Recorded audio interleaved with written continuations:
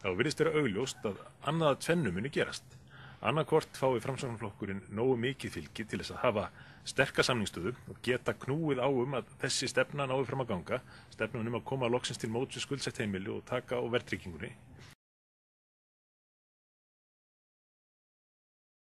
En það mjög mikilvægt og góður grunnur fyrir framhaldið að vera búin að ræða stóru myndina, eins og ég segi, og nú býður okkar að fara ofan í einstaka málaflokka.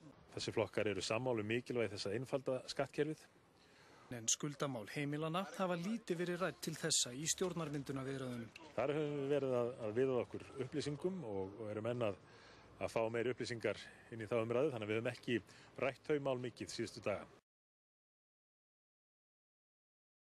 Þannig að við höfum ekki rætt þau mál mikið síðustu daga.